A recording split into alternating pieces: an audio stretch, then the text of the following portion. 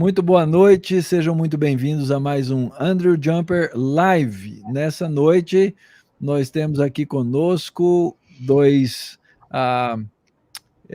grandes teólogos e que têm muito dos seus estudos focados em cima da obra desse expoente, desse grande expoente da teologia, que é exatamente Agostinho, também conhecido como Santo Agostinho, Agostinho de Hipona, e assim por diante. E os nossos irmãos, colegas, cada um aí dentro da sua maior especialidade, certamente tem muitas contribuições a nos trazer a respeito desse grande homem de Deus que abençoou a igreja, abençoou o campo dos estudos da teologia e que, interessantemente, é muito apreciado tanto na teologia católico-romana quanto na teologia protestante. Nossos irmãos dessa noite, convidados, professor Jonas Madureira e professor Alderi Matos. Por favor, colegas, deem aí o seu boa noite para os nossos espectadores. Minha saudação a todos os que estão conosco nesta oportunidade. Uma alegria falar a vocês e ter aqui também a participação tão eficiente do pastor Jonas Madureira, do Dr. Mauro Meister, tratando de um assunto que certamente vai ser do interesse de todos nós, por causa da grande relevância e da influência duradoura desse personagem extraordinário que foi Agostinho de Hipona. Tudo bem, boa noite, professor Alderi, boa noite, Mauro. É uma alegria enorme poder participar dessa live sobre um tema que eu acredito ser tão importante, e ainda mais falando de Agostinho entre amigos, né? Nada mais agostiniano do que falar sobre as coisas que Agostinho gostava de falar com aqueles com os quais ele nutria amor, né, carinho e muito respeito. Então é com muita alegria que eu participo dessa live, e acredito que vou aprender também muito aqui, porque do meu lado aqui, o doutor Alderi já é um conhecido de todos nós aí, né, no que diz respeito à história da igreja também, sobretudo, então é uma alegria enorme poder estar aqui. É isso aí, ó, as perguntas já estão aparecendo aí, tem gente acusando a gente de vacilo, dizendo que a gente começou e parou, esqueceu de transmitir, o que não é verdade. Uma pergunta relevante aqui, dizendo que o Palmeiras não tem mundial, perguntando se de fato Agostinho era palmeirense. Olha só, rapaz, olha, muito bem, esse pessoal não tem o que fazer, viu? O sofredor ele era. Isso aí, pronto. Muito bem, colegas. Muito obrigado a vocês todos que estão aí conosco, que já entraram e que nos acompanham. Queria pedir para vocês aí seguirem o ritual das mídias sociais, no Facebook, no YouTube. Por favor, se inscreva no canal, clica o sininho, deixa o like, deixa o comentário, siga-nos no Facebook. Isso é obra missionária, você ajuda a espalhar a mensagem, isso chega a outras pessoas, e isso basta de você um clique, um simples comentário, e você nos ajuda nesse processo. Também quero convidar você, então, além de se inscrever nos nossos canais, a conhecer o nosso site. Assim que acabar aqui nossa live, por favor, vá até o site do Andrew Jumper, CPAJ Mackenzie BR, e lá você vai poder também conhecer a Fides Reformata, nossa revista teológica, editada aí há muito tempo pelo Dr. Alderi, entre os editores da revista. São 25 anos de publicações ininterruptas, 2 volumes por ano, tudo lá disponível para você ler, e eu garanto para você que vai ter pelo menos um artigo sobre Agostinho lá na nossa revista Fides Reformata. Então, é o nosso convite para que você conheça a nossa escola e a nossa revista teológica.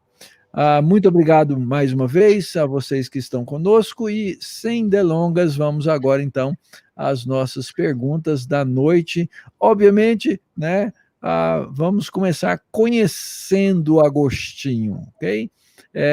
Qual é, então, por que a gente colocou nessa noite aqui Agostinho como um grande expoente, um grande nome da teologia? Nos conta sobre isso, doutor Alderi.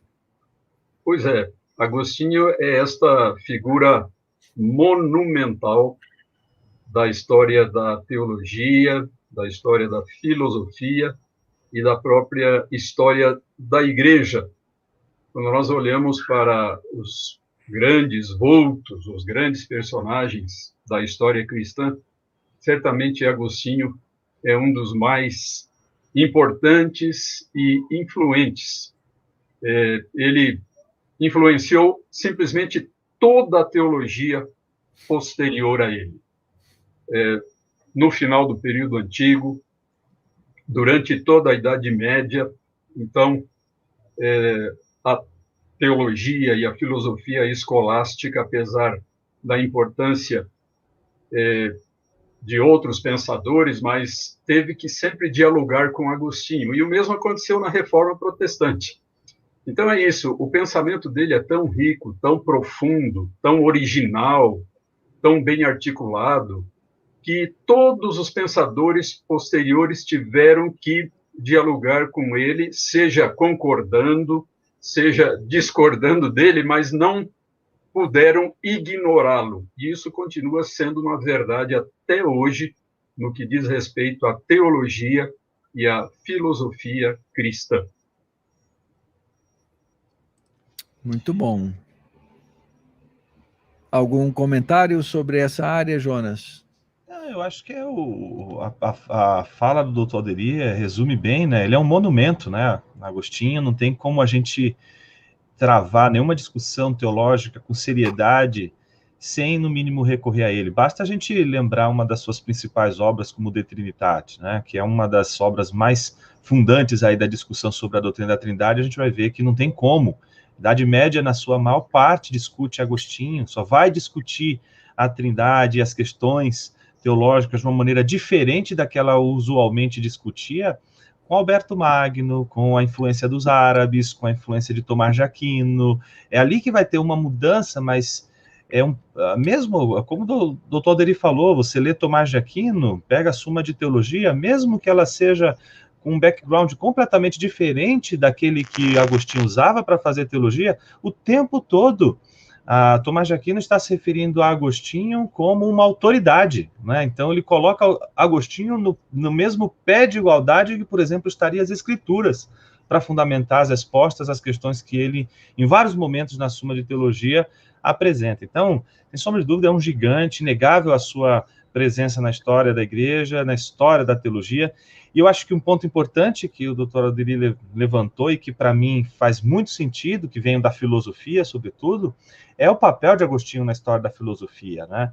Existem tratados muito interessantes dentro da filosofia, sobretudo na área de epistemologia, ética e estética, e que seriam impossíveis de serem trabalhados hoje sem as discussões que Agostinho levantou. Até o gênero de texto, como, por exemplo, a autobiografia, foi inaugurada por ele. Todo mundo que escreve uma autobiografia hoje tem que prestar, não é, a sua deferência aí a Agostinho, que iniciou esse gênero literário, né? Muito bom. E o que é que fez esse homem ser o que é? E eu acredito que isso a gente pode tirar aí da sua história, né, da sua vida, da sua conversão, a influência da sua mãe, os seus caminhos, a dramaticidade, né, da sua conversão, todas essas coisas tão interessantes.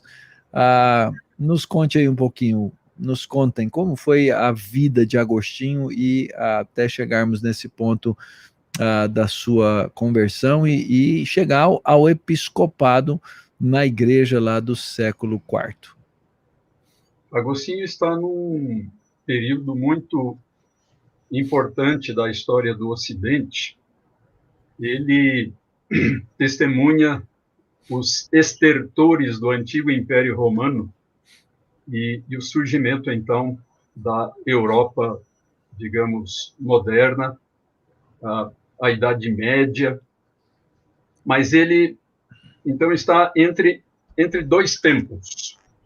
Ele ainda é um homem profundamente imerso na tradição clássica, pela qual ele tem uma reverência profunda, aquela tradição das artes liberais, aquela tradição que valorizava imensamente a retórica, os estudos gramáticos, a lógica, aquilo que veio a ser qualificado depois como o trivium e também o quadrivium medieval, os estudos de astronomia, de matemática, geometria, música.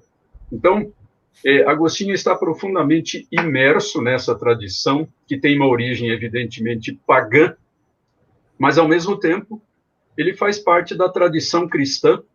Na época de Agostinho, e Agostinho se tornou bispo no ano 395, então já no final do quarto século, de modo que já havia muita história cristã antes dele.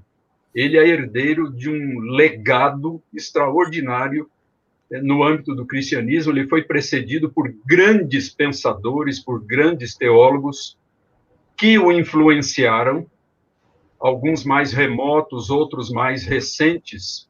Então, Agostinho é extraordinário porque ele recebe essa tradição clássica, essencialmente pagã, recebe também a tradição cristã e faz uma síntese entre essas duas grandes tradições e dá a sua própria contribuição original. É muito curioso verificar a maneira como Agostinho se portava em relação à tradição clássica, ao classicismo, que tinha, como eu disse há pouco, uma origem pagã, greco-romana. Então, ele aplicava aquela mesma metáfora que já havia sido utilizada várias gerações antes dele, por Orígenes, por exemplo, aquela ideia de despojar os egípcios. Assim como os filhos de Israel, ao saírem do Egito, pediram aos seus vizinhos egípcios joias e outras coisas valiosas para levarem consigo, então, Agostinho e muitos outros dos pais da igreja diziam que eles estavam fazendo a mesma coisa com o pensamento pagão, com o pensamento filosófico, principalmente platônico e neoplatônico. Eles estavam aproveitando todas as coisas boas e válidas desse pensamento em benefício do estudo da Escritura, em benefício da teologia cristã. Eles continuavam, então, despojando os egípcios, no caso agora, os pagãos greco-romanos. E então, tudo isso torna Agostinho esse personagem fascinante, porque ele é um homem versado na cultura do seu tempo, ele lê profundamente os clássicos, embora ele tenha algumas limitações no que diz respeito aos autores gregos. Ele tinha um conhecimento razoável do grego, mas não o suficiente, ele não se sentia inteiramente à vontade com o seu conhecimento do grego, de modo que ele não pôde se aproveitar tanto da tradição grega, mas no que diz respeito à tradição romana e latina, ele realmente tinha um domínio muito grande, e ele dialoga profundamente com essa tradição e procura aproveitar tudo aquilo que ele considera relevante e fazer uma síntese disso com o seu entendimento da fé, da tradição da igreja e das escrituras. Então, tudo isso torna Agostinho extremamente fascinante e relevante. Olha, e dá para ver pelo número de pessoas assistindo, né? Alguém tão antigo e uma audiência tão grande, com muitas perguntas interessantes que o pessoal está fazendo aí. Diga lá, professor Jonas, alguma outra... Acho que sim, acho que somado a essa ideia que o doutor Aderi levantou, né, do despojar, não é, a cultura pagã, não é? Eu acho que há também aquela imagem que o Brachtendorff, que é um estudioso de Agostinho, faz dele, né, como alguém que antes, mesmo tendo sido, de alguma forma, introduzido a visão cristã de mundo pela sua mãe, né? Muito embora seu pai tenha sido durante um bom tempo pagão, e só depois é que Patrício vai ter no final da vida a experiência chamada conversão, não é? Mas ela, Mônica, que é a mãe de Agostinho, que tentou de todas as formas, desde os primeiros passos de Agostinho, colocar ele no rumo da fé cristã, né? Mas ela não teve muito êxito. E o Brachtendorff diz que é porque ele era um predador, tanto sexual, como um predador do poder, como um predador da fama.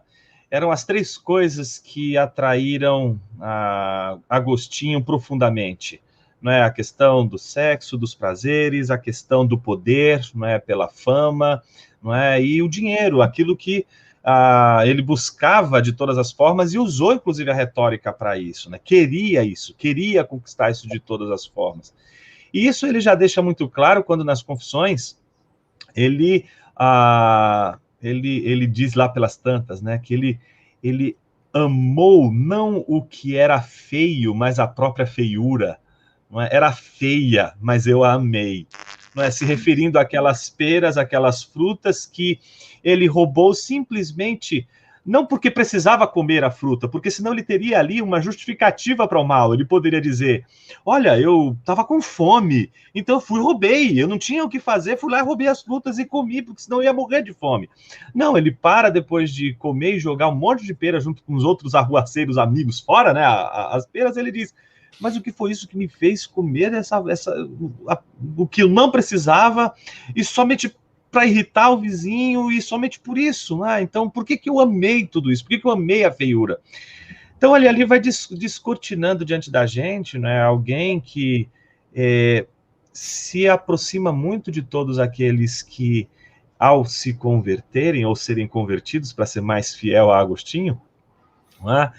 Eles encontram nesse trajeto uma espécie de perturbação da alma, não é? A alma está perturbada, e perturbada porque ela não consegue encontrar aquilo que ela tanto precisa para viver, aquilo que ela tanto precisa para entender a razão de ser das coisas, né? Por isso ele vai dizer, tarde te amei, não é? Porque esse verdadeiro amor ele vai conhecer depois de muito tempo, e é exatamente esse trajeto até a sua conversão, que depois vai levar ele, inclusive, para o ministério pastoral, para o episcopado em Hipona, que vai mostrar o porquê, como dizia, né, Ambrósio, né, as lágrimas da Mônica, né, foram as águas que batizaram Agostinho, né?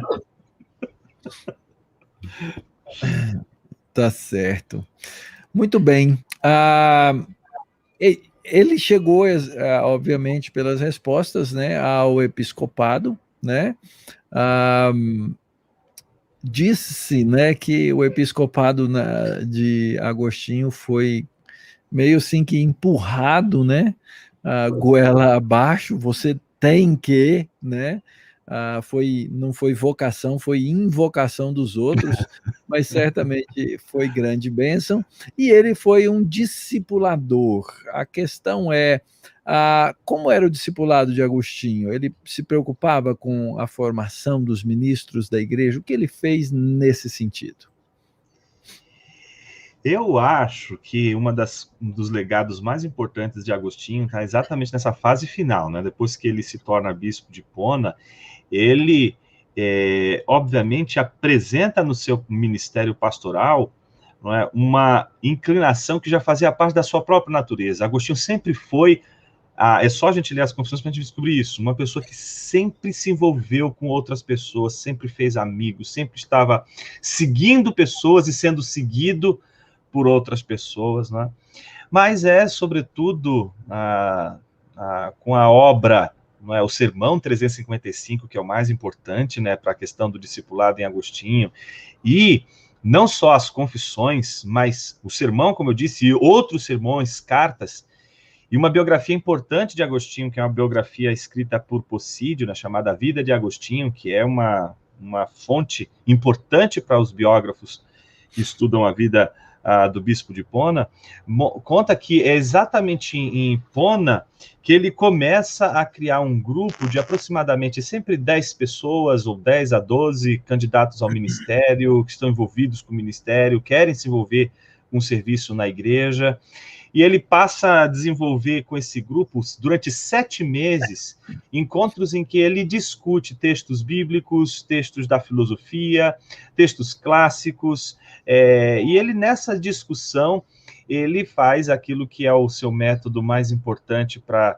discipular, que é dialogar, fazer questões, levantar questões, e o que é curioso nesses encontros que ele fazia com esses candidatos e esses interessados no ministério e no serviço pastoral, era fazer as perguntas e, na sequência, indicar quem deveria responder e fazer com que um perguntasse para o outro. Então, no meio daquela discussão, dali a pouco estava um respondendo as perguntas do outro, todos, não tinha espaço para que aqueles que estavam reunidos no discipulado de Agostinho, né, ficassem quietos, né?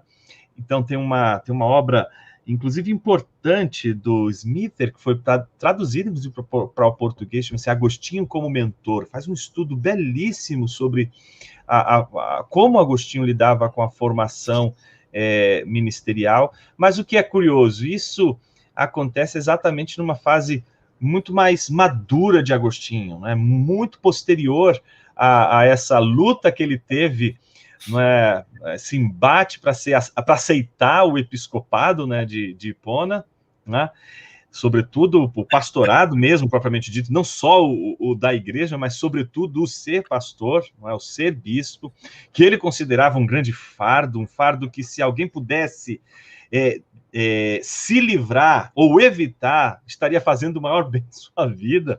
Ele entendia que era um fardo difícil de suportar, de carregar, mas ele vai descobrir nessa fase final do ministério dele, né, mais madura do ministério dele, a importância dessa formação ministerial com grupos pequenos, durando 7 meses, e trabalhando sempre com eles a conversa, o diálogo, a amizade, discussão de textos, e essa é a maneira como Possídio, inclusive, descreve o porquê Agostinho era cercado de tantos jovens, por que os jovens cercavam Agostinho para aprender dele e imitar Agostinho, não só por causa da sua retórica, não só porque ele era realmente um bom orador, não só porque escrevia muito bem, mas por conta da sua maneira de colocar as pessoas em contato umas com as outras, visando aí sempre a formação ministerial desses interlocutores, né? Legal. Muita gente... Diga, doutor Deri. Eu acho importante a gente dar uma pequena marcha ré a essa altura, porque nós fomos muito rápido para o final da vida de Agostinho, e temos que considerar que a sua vida toda é extremamente interessante, empolgante. Agostinho teve uma vida que eu caracterizo como caleidoscópica. Ele teve todo tipo de experiências ao longo da sua carreira, ao longo da sua vida, e inclusive uma sequência muito interessante de, diríamos, conversões ao longo do caminho, né? Então, Agostinho nasce lá no norte da África, na região onde ficam hoje as modernas nações da Argélia e da Tunísia, e ele então tem aquela juventude assim muito desregrada, como já foi apontado pelo Dr. Jonas Madureira, se entregando muito à sensualidade. Ainda muito jovem, talvez com 17, 18 anos, ele conseguiu uma concubina, uma companheira. Ele não pôde ter uma esposa, mas uma companheira, com a qual ele acabou vivendo por cerca de 13 ou 14 anos e com quem teve um filho, a quem ele amou muito, Adeodato. Só o nome da companheira que não ficou registrado em nenhum dos seus escritos. Mas é interessante que, ainda bem jovem, ele leu, certa vez, uma obra agora perdida, de Cícero, chamada Hortêncio. E foi essa obra que despertou o seu interesse pela filosofia, o seu interesse pela busca da verdade. E então, essa pode ser considerada uma das primeiras, entre aspas, conversões de Agostinho. Algum tempo depois, ele se interessa pelo maniqueísmo, que era uma filosofia religiosa altamente especulativa e que atraía muita gente naquela época.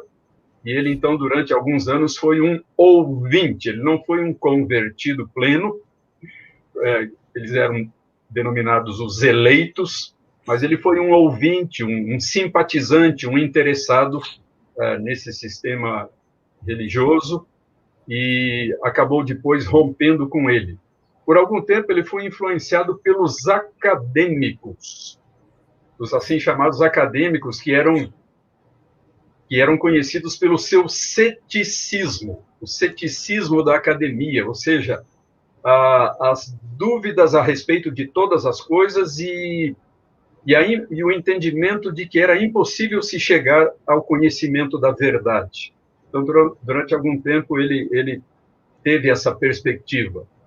E, finalmente, um interesse muito grande, principalmente lá em Milão, por influência de Ambrósio, do bispo Ambrósio e seu círculo, um interesse muito grande pelo neoplatonismo.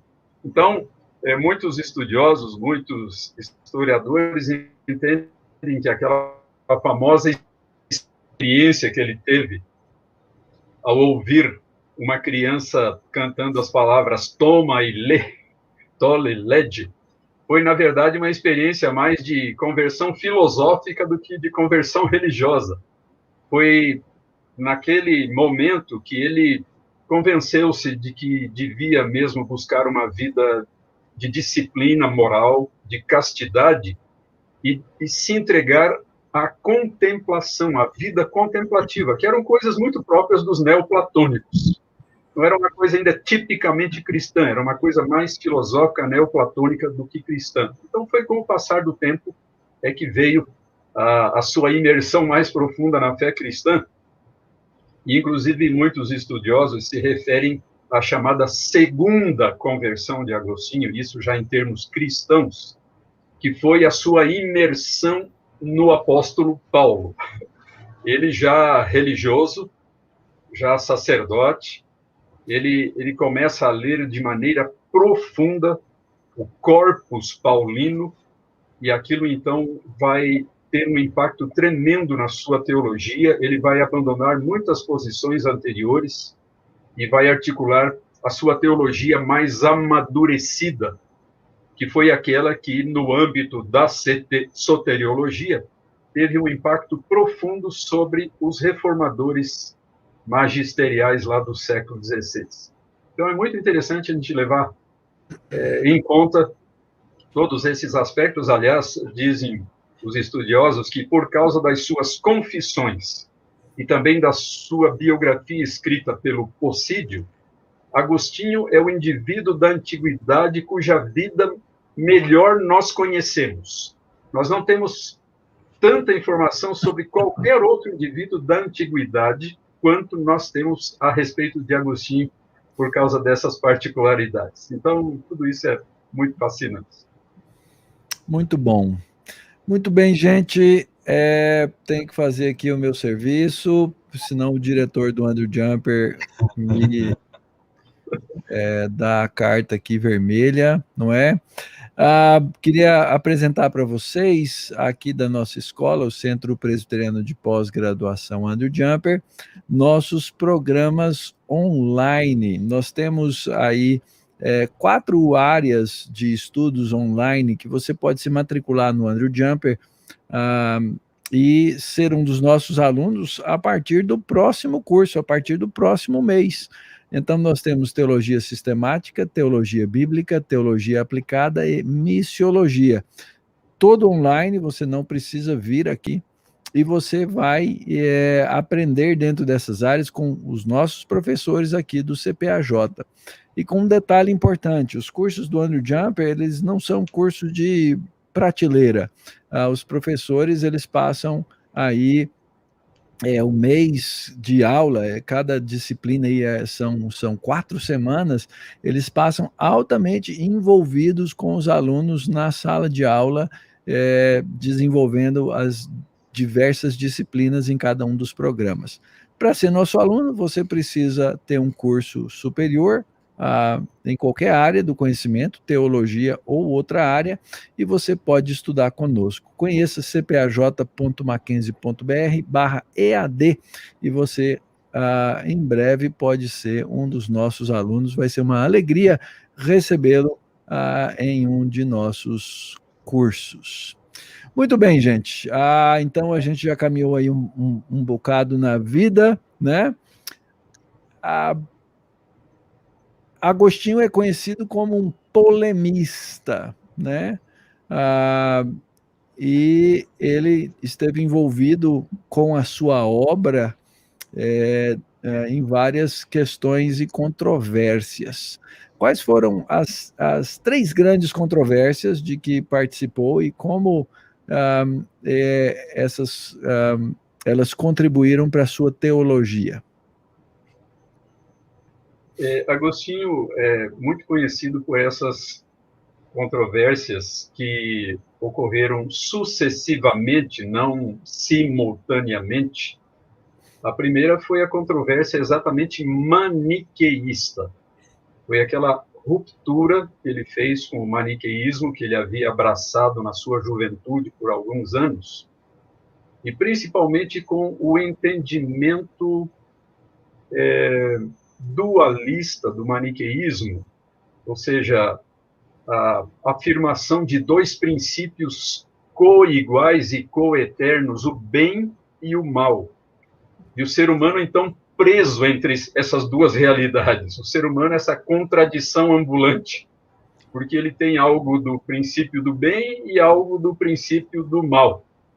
Mas essa questão trazia implicações antropológicas muito importantes, e Agostinho, então, se debateu com essas questões, principalmente a questão da liberdade e da responsabilidade humana, porque os maniqueístas diziam o mal é uma coisa inevitável, uma coisa necessária, o ser humano comete o mal necessariamente porque ele tem essa natureza física, essa natureza pervertida que ele recebe desse princípio eterno do mal, e, portanto, quando o ser humano comete erros, ele não pode ser responsabilizado por isso. Então, Agostinho se insurge fortemente contra essa concepção maniqueísta. A segunda controvérsia foi a famosa controvérsia donatista a respeito da igreja. Os donatistas, eles formaram um cisma de grandes proporções na igreja cristã do IV século, depois da última perseguição contra os cristãos, aquela perseguição do imperador Diocleciano. Então, foi uma coisa impressionante. Surgiu uma igreja paralela à igreja católica original, a igreja donatista, principalmente no norte da África, inclusive lá na região de Agostinho.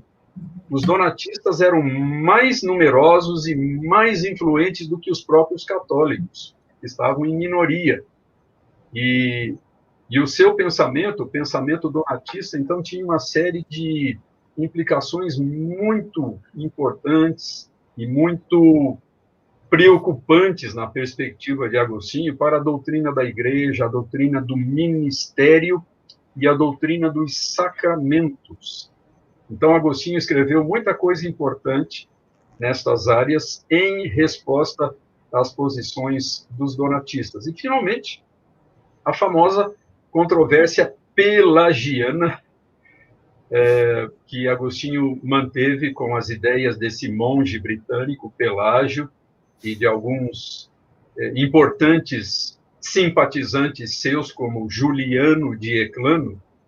E Agostinho, então, ao contrapor-se ao pensamento de Pelágio e dos seus seguidores, ele acaba elaborando a sua riquíssima reflexão a respeito do pecado, a respeito da graça, do livre-arbítrio, da eleição, ou seja, aqueles aspectos todos da teologia que acabaram tendo um impacto e uma influência enorme sobre os reformadores do século XVI, especialmente os chamados reformadores magisteriais, ou seja, Lutero, Zwinglio e Calvino. Então, essas foram as grandes controvérsias. Houve outras menores, como a controvérsia ariana. Agostinho ainda pegou uns resquícios lá da crise ariana do início do século IV, mas as três principais foram essas que nós acabamos de mencionar. Então, a controvérsia maniqueísta, a controvérsia donatista e a controvérsia pelagiana. Muito bem. Algum comentário, professor Jonas, sobre as controvérsias? Depois dessa aula eu fico quieto. Muito bom. Sem dúvida nenhuma. Uma questão aqui. Agostinho foi estudou retórica, né? Inclusive, ele lá em Milão, ele foi ouvir o bispo, não por qualquer convicção religiosa, mas por causa da retórica. Ambrósio era muito conhecido, né, pela sua capacidade, e foi ali que começou esse despertar do interesse, né, dele nessa primeira conversão aí. Como é que a retórica contribuiu para os estudos da teologia? E o que a gente pode aproveitar da retórica para o estudo da teologia hoje? Diga lá, Jonas.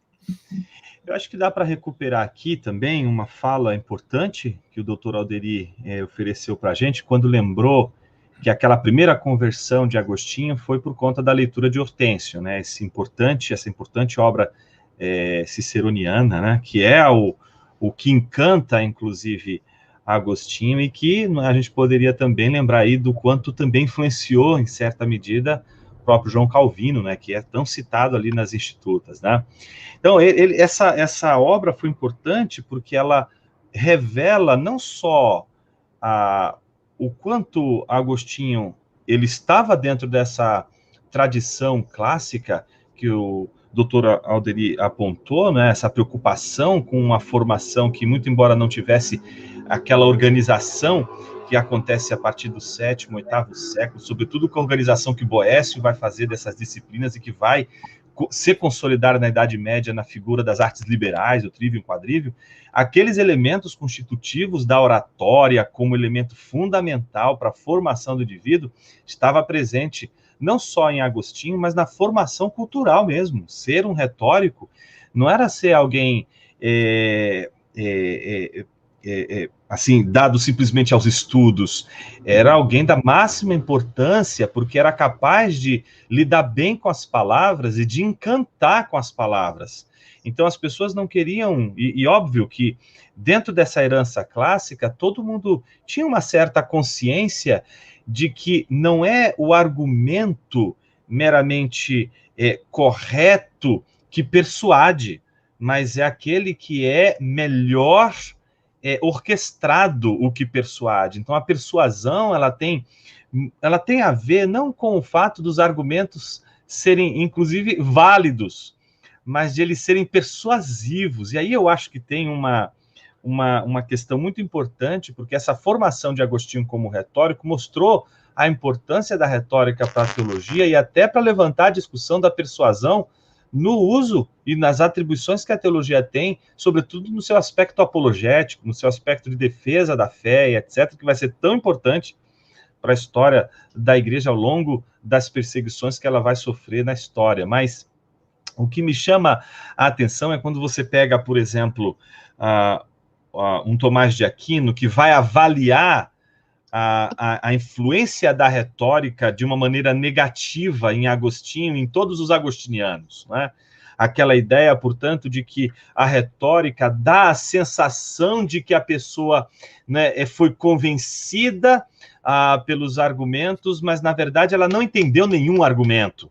Isso fez, inclusive, com que Tomás de Aquino, que entende que não existe a possibilidade de alguém discursar sem retórica, óbvio, ele também ele é formado dentro dessa escola retórica, tem o estudo da retórica em alta conta, fez o trívio e o quadrívio, não tinha como estudar teologia sem fazer as artes liberais, mas entendia que a teologia, como uma ciência, não pode dar as mãos excessivamente para a retórica.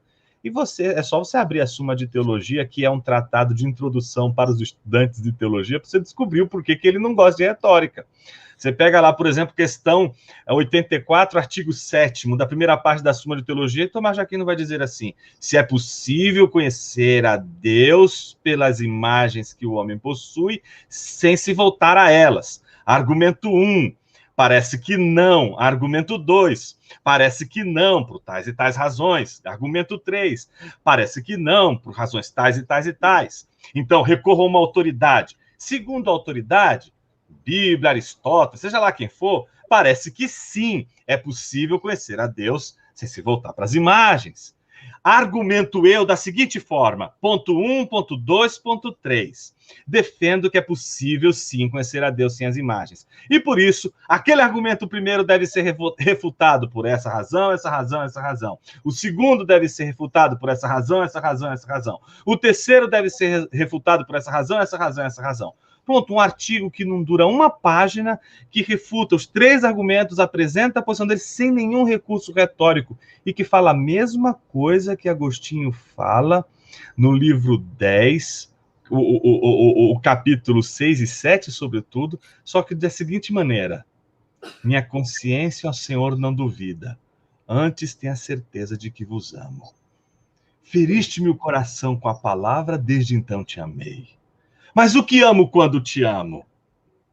Perguntei às aves, perguntei às árvores, perguntei a todos os seres ao meu redor. Quem me criou? E eles a uma só voz me disseram: procura-o acima de nós. Nós não te criamos. Anaximandro estava errado. Então, onde está Deus? E foi quando procurei-o dentro de mim, na melhor parte, o homem interior, encontrei o que tanto procurava e não encontrava na natureza. Aí você olha um negócio desse e fala assim: puxa vida, que coisa linda, entendi tudo. Então o sujeito lê Agostinho, lê as Confissões e fala assim: tá claro, eu entendi, mas Tomás de Aquino está dizendo assim: não, você não entendeu, você achou bonito, você achou o argumento lindo, e a beleza te convenceu. Mas o que a gente vê em Agostinho é o fato de que ele está tratando com questões tão difíceis como as questões de Tomás de Aquino. Mas a pergunta é: por que ele usa retórica? Porque ele entende que as pessoas não podem só entender um argumento. Elas têm que ser persuadidas pelo argumento. E a persuasão, ela é alcançada pela retórica, enquanto aquilo que seria a ratio, o entendimento, se alcança pelos argumentos. Então, Agostinho entende que uma teologia sem retórica é uma teologia árida, que apresenta as suas questões, que apresenta os seus argumentos, mas deixa escapar pelos dedos a necessidade que os seres humanos têm de serem persuadidos. E somos persuadidos não só pelos argumentos verdadeiros, mas também pelos argumentos belos. E aí eu vejo que parece, aí que eu encerro aqui, que eu já falei demais, mas eu entendo que Agostinho está dando uma lição para a gente enorme, não é aquela lição que os gregos deram no passado. A gente quer discutir na esfera pública, a gente quer fazer teologia pública, mas a gente não quer usar retórica. E aí a gente usa argumentos que são muito bons, mas sem nenhum elemento de persuasão. Argumentos bons que se tornam um serrote enferrujado. Então não tem como você operar o coração de uma pessoa com um serrote enferrujado. A retórica é operar com bisturi. E aí que eu acho que a teologia de Agostinho ensina para a gente que você pode saber a verdade, mas você não precisa usar o serrote enferrujado. Você pode usar um bisturi. muito bom, Jonas. Alguém acabou de dizer aqui, Jonas faz qualquer um amar Agostinho, né? Pode ser que Agostinho não seja nem tão bom assim, mas a gente... Muito bom, excelente. Muita gente perguntando aqui, deixa eu sair da retórica aqui e entrar no rápido um pouquinho, me perdoem, faz parte do meu trabalho. Tem muita gente aqui perguntando a respeito do nosso processo seletivo no Andrew Jumper. E sim, nós vamos abrir processo seletivo para os cursos presenciais para você entrar no ano que vem, ok? Então, nós vamos publicar aí no mês de junho, até o final de junho, com certeza, os editais dos processos seletivos de todos esses cursos que estão aí na sua telinha, ok?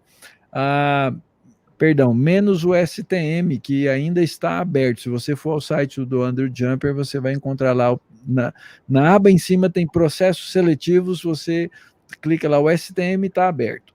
Os demais cursos abrem em julho. Nós temos uma especialização em educação cristã, um curso de revitalização e multiplicação de igrejas, um curso na área de educação, nosso EMEI, nosso Magister Artium, em liderança educacional cristã, o nosso Magister Divinitatis e o nosso STM, que o professor Alderi é o nosso coordenador. E ainda temos um doutorado em ministério. Vai lá no site, CPAJ, lá tem assim, conheça os nossos programas, dá uma lida. Quem sabe ano que vem você não está aí na sala de aula conosco. Temos nas áreas de teologia sistemática, teologia histórica, teologia filosófica, teologia hermenêutica, né, a área de estudos bíblicos hermenêuticos, Antigo Testamento, Novo Testamento, e nas áreas pastorais, nós temos aconselhamento, nós temos a pregação, nós temos missões. Então, são áreas que nós trabalhamos aí nos nossos cursos e nos nossos mestrados, que queremos certamente convidá-los a conhecer. Então, fica de olho. A partir do mês de julho, final de junho, já está publicado, em julho começam as inscrições, tá bom? Então, aguardamos você aí para o futuro estudando com a gente. Vamos lá, mais uma pergunta. Quais foram as obras mais importantes, mais significativas? E um detalhe aqui para vocês, dois colegas, o pessoal está pedindo assim, muita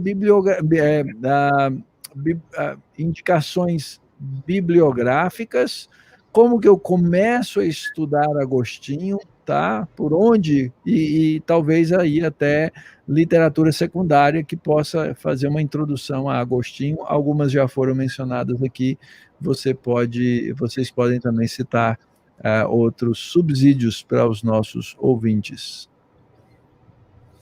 Digam lá. O corpus agostiniano é gigantesco.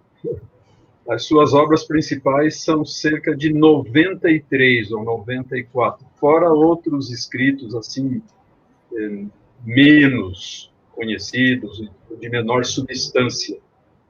E, evidentemente, num conjunto tão grande de escritos, alguns têm uma relevância bem maior do que outros.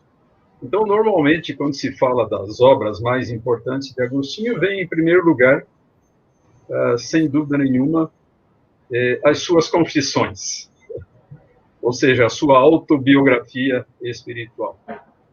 As confissões, na verdade, elas são compostas de 13 livros. Então, nos 9 primeiros livros, Agostinho conta a sua história, a sua trajetória, até o início da sua vida religiosa, como sacerdote. Mas, ao mesmo tempo em que ele vai contando a sua história, ele vai fazendo reflexões extraordinárias, tirando lições profundas, mostrando como Deus soberanamente, providencialmente agiu na sua vida e utilizou as mais diferentes experiências para aproximá-lo dele mesmo, de Deus. Em seguida, ele faz, no capítulo, ou no livro 10º das Confissões, ele faz umas ricas reflexões sobre a questão do tempo e da memória.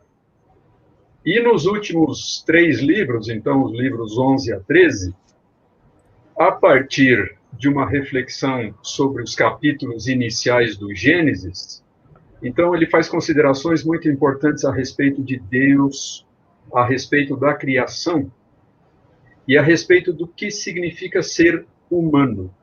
Então essa obra realmente é uma das mais fundamentais de Agostinho, as suas famosas Confissões. Como já foi dito pelo Dr. Jonas Madureira, esse livro criou um novo gênero de literatura que não existia antes de Agostinho. Então, essa autobiografia foi um tipo inteiramente inédito de literatura que surge agora com Agostinho. Uma outra obra fundamental dele, sem dúvida nenhuma, é A Cidade de Deus, De Civitate Dei, que Agostinho escreveu mais na parte final da sua vida, em resposta a uma série de questionamentos que surgiram na mente das pessoas em consequência do saque de Roma pelos visigodos no ano 410. Então, esse fato chocou profundamente as pessoas daquela época, tanto pagãos quanto cristãos. E o argumento que os pagãos usaram, então, para justificar o saque de Roma, foi esse, né? Bom, por causa do cristianismo, os romanos abandonaram os seus antigos deuses, e agora, então, os deuses os entregaram nas mãos dos invasores visigodos. E, então, um amigo de Agostinho, muito preocupado com esse questionamento, se aproximou dele e disse: Agostinho, você precisava escrever alguma coisa, dar uma resposta a essas alegações que estão sendo feitas pelos nossos adversários. E, então, Agostinho debruçou-se sobre esse projeto durante mais de 10 anos e produziu essa obra igualmente monumental, que é A Cidade de Deus, onde ele contrasta duas cidades, na verdade, 2 amores, o amor a Deus e o amor a si mesmo, e faz uma quantidade imensa de reflexões sobre uma grande variedade de temas teológicos que continuam sendo objeto de muito estudo e de muita reflexão até os nossos dias. O De Trinitate dele é imensamente importante, como já foi apontado também, a sua reflexão trinitária, onde ele busca uma série de analogias muito interessantes para falar a respeito da Trindade. Nós temos o Enquiridion, que é o seu manual a respeito da vida cristã.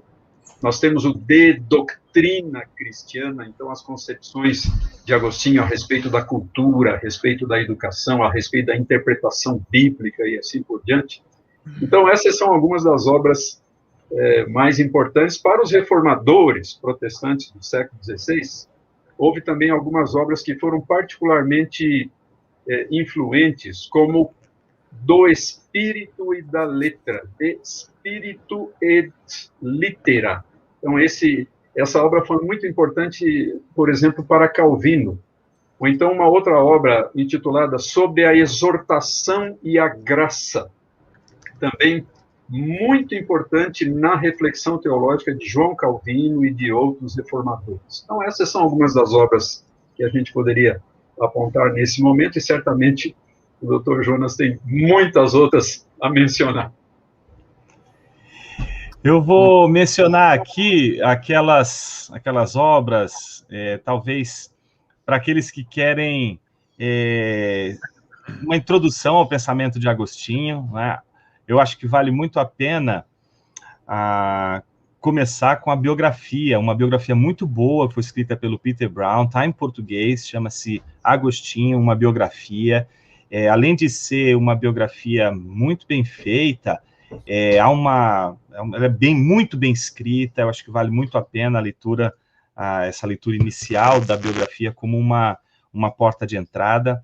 Além da biografia, tem aquela eu entendo ser uma das melhores introduções ao pensamento de Agostinho. Então, diferente agora da biografia, ao pensamento dele, foi escrita por um tomista, por incrível que pareça. O maior especialista em Agostinho era um tomista chamado Etienne Gilson, e ele escreveu uma introdução ao pensamento de Agostinho, também está publicado em português, é uma das melhores e mais profundas introduções ao pensamento de Agostinho.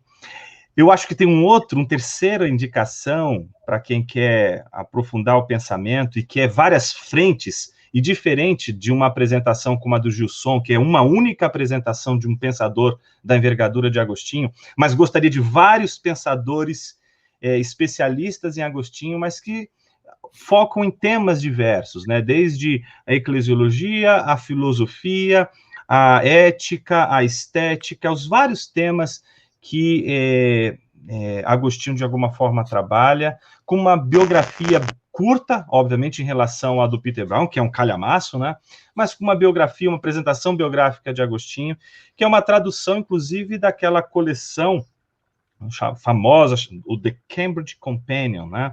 Então, dedicado a Agostinho, escrito ali, organizado pela Eleonore Stamp, que é uma profunda conhecedora não só de Agostinho, mas da Idade Média. Então, essa também é uma obra interessante.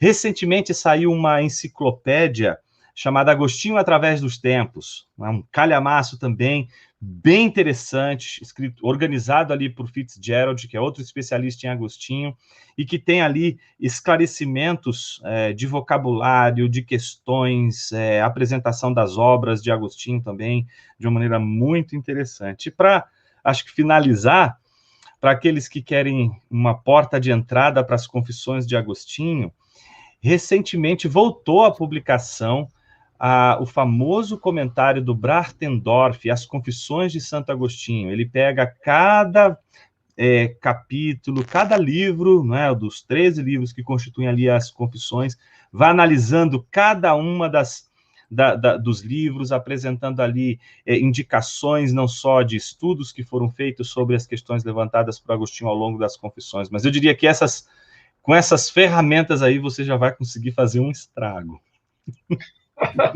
Certo, muito bom. E já que estamos aí nesse tema, por que, Jonas, as confissões continuam aí cativando, emocionando os leitores? Eu desconfio, Mauro, porque ela é a expressão daquilo que é a maior obra que um teólogo pode publicar em sua vida, que é uma oração. A obra de um teólogo, a mais importante de todas elas, não é uma dogmática, não é uma teologia histórica, sistemática, exegética, hermenêutica, mas é sua oração.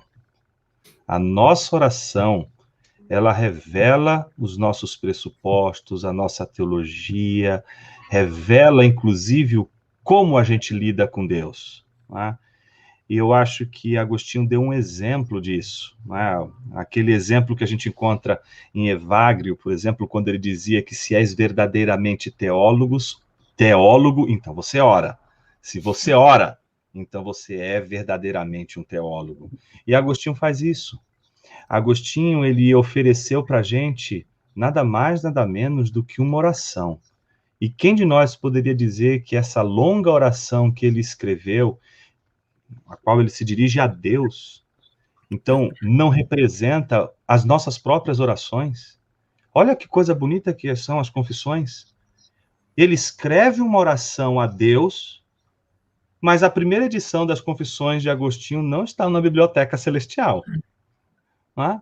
E Deus nem precisava, Agostinho chega a dizer isso no livro 10, no capítulo 2 e o 3, ele com todas as letras diz que tudo que ele está dizendo nas confissões é fruto do que Deus revelou a ele, do que Deus mostrou a ele. Então ele não está dizendo algo para tornar a Deus conhecido o que Deus tornou para ele conhecido. Então por que ele escreve as confissões? Com que fruto ele diz escrevo estas confissões? Coram Deo e coram omnibus, diante de Deus e diante das várias testemunhas, diante dos homens.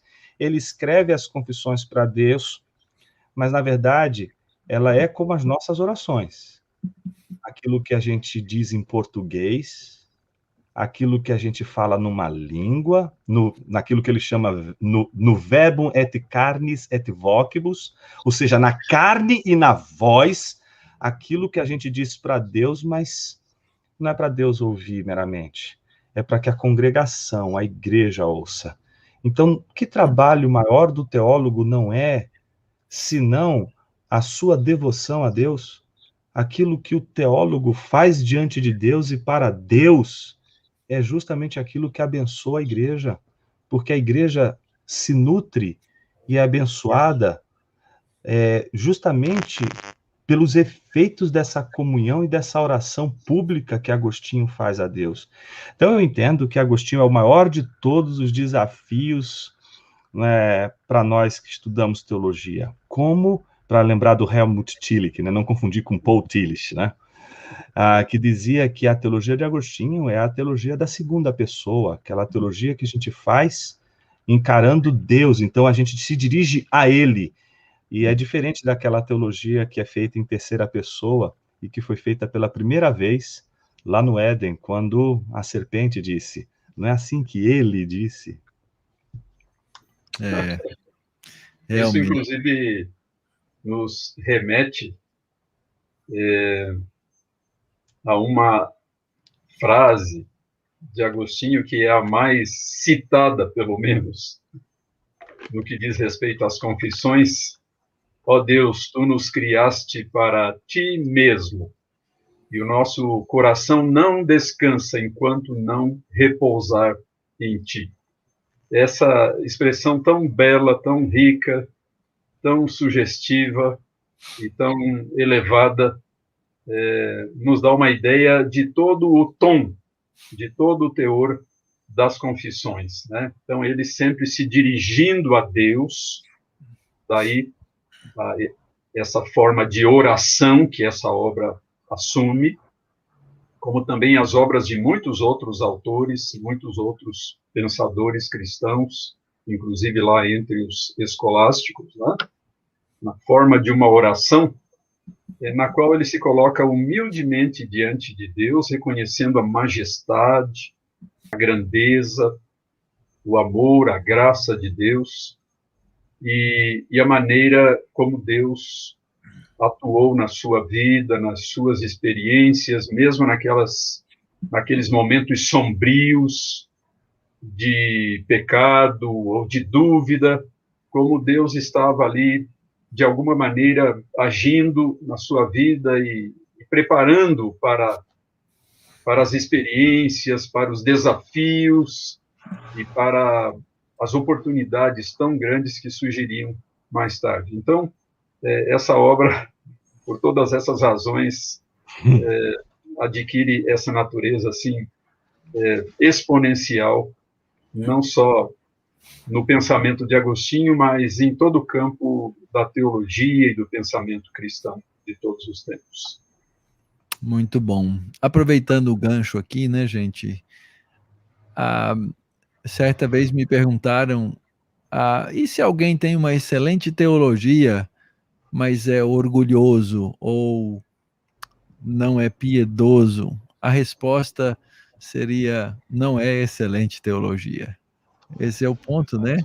Toda verdade, a essência da verdade na palavra de Deus, na Escritura, ela nos humilha e ela nos leva à piedade, ela não nos leva ao oposto. Então, se uma teologia leva ao orgulho, ela não é excelente teologia, né? Ela é um problema. E eu quero dizer para quem nos ouve aí que esse é um dos nossos alvos aqui na nossa escola, o Centro de Pós-Graduação Andrew Jumper. O nosso escudo está escrito a citação de um texto de Isaías, né, sobre conhecimento e temor do Senhor.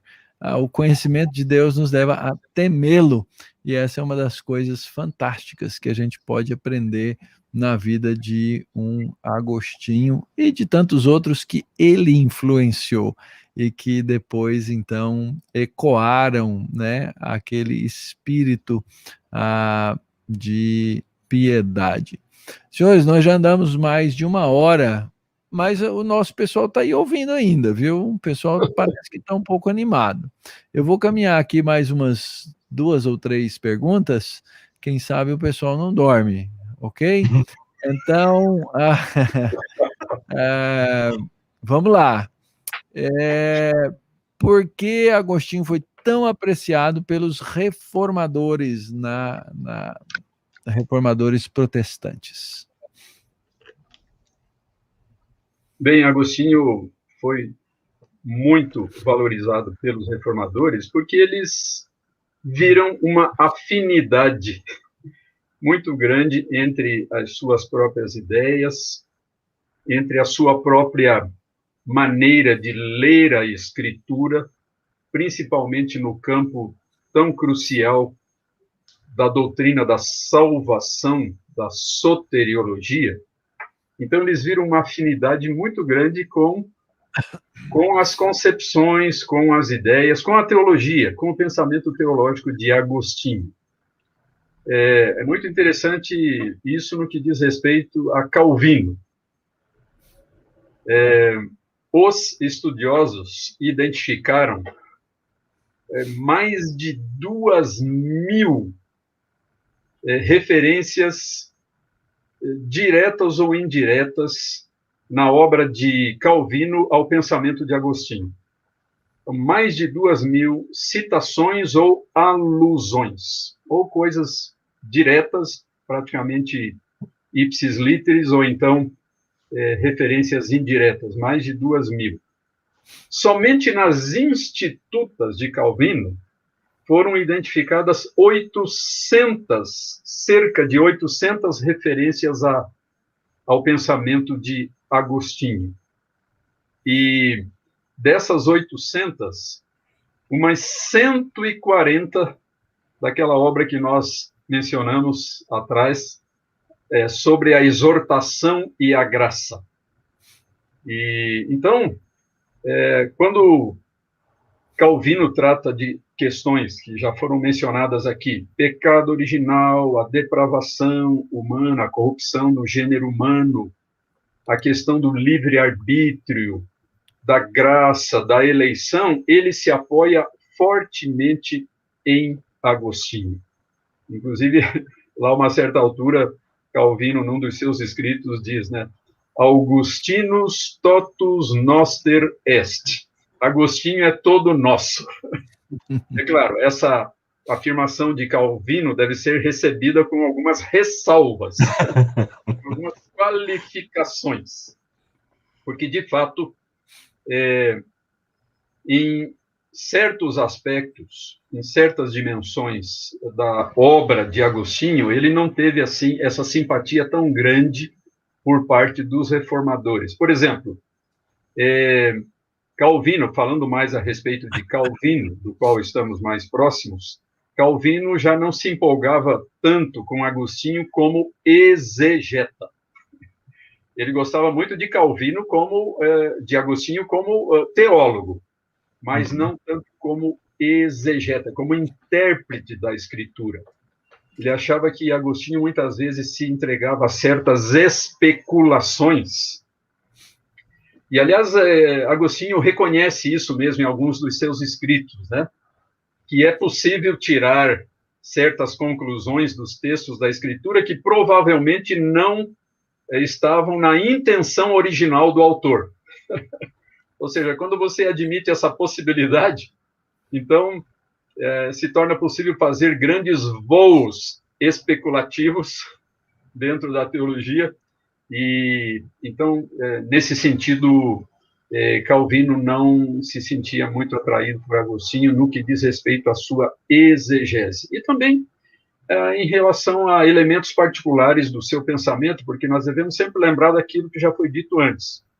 Agostinho, ele trabalha com vários com vários corpos de conhecimento, digamos assim. Ele trabalha com a tradição filosófica clássica, ele trabalha com a escritura, certamente, mas ele também é um homem que está profundamente dentro da tradição da igreja, ou seja, do magistério, do ensino oficial da sua igreja, da Igreja Católica Apostólica Romana, que na época de Agostinho já praticamente havia se desenvolvido de maneira quase integral. Então, Agostinho acaba fazendo uma série de colocações na sua teologia com as quais os reformadores não vão se sentir à vontade. Por exemplo, só para citarmos aqui um ou dois exemplos, a questão da oração pelos mortos. Então, Agostinho, ainda que não de maneira final e definitiva, mas ele faz algumas incursões, digamos assim, nessa área, sobre a possibilidade, a conveniência, a admissibilidade de se fazer orações pelos mortos. E é claro que, nesse ponto, Calvino vai discordar completamente dele. De modo que existe uma grande admiração, uma grande simpatia dos reformadores do século XVI por Agostinho, mas principalmente por certos aspectos do seu pensamento teológico e por algumas obras que ele produziu. Existem muitas obras de Agostinho que não são citadas nenhuma única vez, pelos reformadores protestantes, ou seja, eles demonstram assim que não tinham interesse pelo pensamento de Agostinho naquelas áreas. Então, aliás, é muito interessante, eu estava lendo a respeito de um pensador que faz a seguinte reflexão: o que será se Agostinho pudesse vir ao mundo no século XVI? O que será que ele pensaria a respeito da reforma protestante? Será que ele se tornaria um protestante? Então, a conclusão deste estudioso é que provavelmente não. Como Agostinho valorizava imensamente a questão da unidade da igreja, daí, por exemplo, a sua luta ferrenha contra os donatistas, porque estavam rompendo essa unidade, então ele provavelmente não abraçaria o cisma protestante. Então, a opinião desse estudioso é que Agostinho provavelmente seria o líder de uma ala evangélica, de um movimento evangélico dentro da Igreja Católica Apostólica Romana. Então, é isso. É dessa maneira que nós devemos entender esta relação complexa, muitas vezes paradoxal, entre os reformadores protestantes e o grande teólogo de Hipona. Certamente ele não ia gostar muito da nossa eclesiologia, né? Muito bom. Vamos aqui para mais uma pergunta que apareceu, inclusive, aí nos comentários, né? E que pode ser esclarecida agora. Como é que Agostinho trabalha a relação entre a filosofia e a teologia? Eu entendo que Agostinho ele ainda está lidando com os efeitos de uma visão ainda negativa da teologia. Né? Por quê?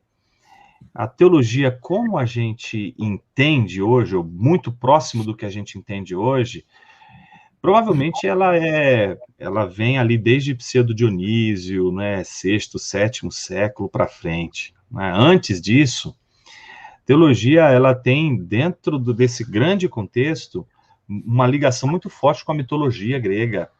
Ela tem um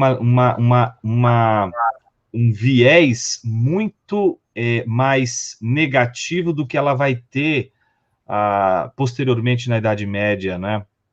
Porque boa parte do entendimento desse contexto nascente da igreja, principalmente no que diz respeito ao pensamento, filosofia era muito mais respeitável nesse sentido, em termos de escola para a vida, etc. Então, é só a gente lembrar dos primeiros pais da igreja que tentam mostrar que o cristianismo é a filosofia verdadeira. não porque eles não concebessem a teologia como a gente concebe hoje, concebiam, mas o problema é que o uso da palavra teologia, que sequer foi um uso cunhado por cristãos, né, já aparece em Homero, depois aparece em Platão, mas com conotações muito diferentes daquela que a gente está acostumado a usar quando a gente fala sobre teologia. Então, pensando nessa ressalva que eu fiz agora, entendendo teologia, não nos termos em que a teologia era talvez vista em vários contextos, mas mais próximo do que a gente entenderia como teologia, eu vejo que Agostinho ele está muito mais preocupado com uma aproximação cuidadosa dessa relação entre filosofia e teologia do que uma espécie de visão semelhante à que Pedro Damião vai desenvolver na Idade Média, de inimizade, né? Transformando a filosofia como anquila teologia, né? Que é a serva da teologia, né? Então, a visão de Agostinho não chega a esses termos, mas é a visão de alguém, e eu acho que já foi dito hoje de uma maneira muito apropriada e muito profunda pelo Dr. Alderi, quando mencionou a lembrança, né, de Agostinho como aquele que vai, junto com boa parte desses pensadores desse cristianismo aí do quarto século, né, que é a ideia de tratar a cultura pagã, né, naquilo que ela tem de bom, reservar e saber se distanciar daquilo que ela não encontra respaldo na revelação cristã. Então, me parece que há uma relação muito mais de busca por harmonia, alguém poderia dizer uma busca por síntese, eu estava evitando isso até o presente momento, porque se eu digo isso, eu já comprei uma leitura já muito contemporânea dessa discussão entre filosofia e teologia, e aí a gente colocaria Agostinho muito mais distante do que, por exemplo, Calvino consideraria, não é? E eu entendo que nesses termos Agostinho, ele, dentro das chaves das possibilidades, né? Filosofia e teologia são inimigas, filosofia e teologia são a mesma coisa, filosofia e teologia são complementares, filosofia é serva da teologia, teologia é serva da filosofia. Eu entendo que Agostinho trataria a filosofia como uma companheira nos mesmos moldes, talvez, que Boécio tratou naquele famoso tratado chamado A Consolação da Filosofia, em que a filosofia é aquela que chama a pergunta, aquela que oferece as perguntas que somente a teologia pode responder. Então a relação é mais de complementariedade. Muito bom, muito bom.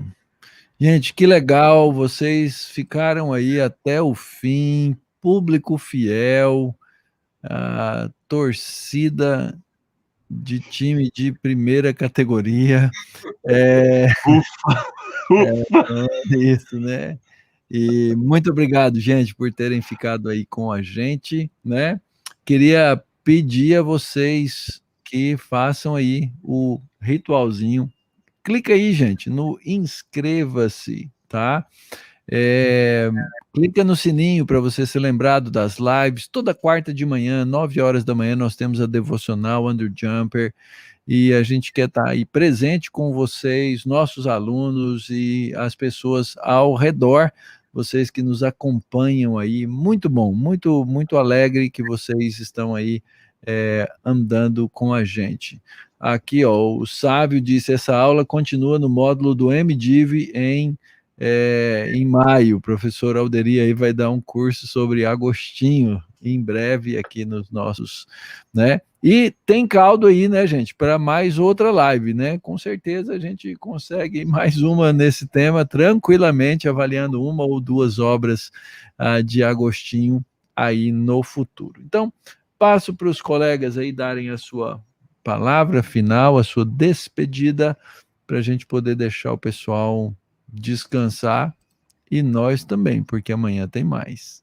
Foi uma grande alegria poder participar desta live e ter tantas pessoas nos acompanhando fielmente até o final da transmissão.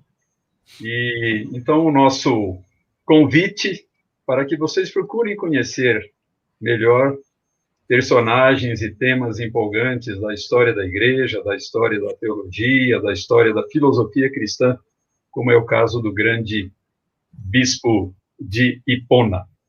O Dr. Jonas Madureira já fez a gentileza de oferecer todas essas indicações bibliográficas, e hoje nós temos uma quantidade enorme de obras extremamente relevantes na língua portuguesa, e também, como foi dito, este módulo, onde estaremos durante vários dias examinando de maneira tão detalhada quanto possível aspectos relevantes da história e do pensamento deste grande luminar da antiguidade cristã que foi Agostinho. Então, mais uma vez, o meu agradecimento e o meu abraço a todos vocês.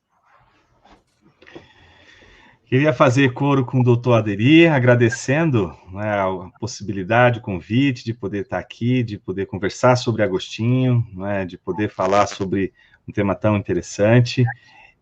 Para mim é motivo também de bastante alegria e de aprendizado poder ouvir o doutor Aderir, a quem eu já acompanho há algum tempo, já apreciei e aprecio o seu trabalho, professor Aderir. Eu não posso deixar aqui de mencionar o quanto Fundamentos da Teologia Histórica foi importante para mim, um livro que o senhor escreveu e que é um daqueles que ninguém poderia passar dessa vida para outra sem ler.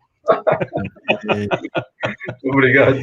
É um daqueles livros que a gente não esquece pela maneira como foi escrito, com a seriedade que foi escrito. Então, agradeço ao Mauro, que proporcionou também essa possibilidade da gente poder juntos aqui, ainda que não seja presencial, mas virtual, mas é muito legal poder estar aqui, aprender tanto como eu aprendi hoje, poder estar aqui com pessoas que eu gosto e admiro tanto. Então, muito obrigado a todos também que participaram, que estiveram aí fazendo suas perguntas, uma alegria enorme.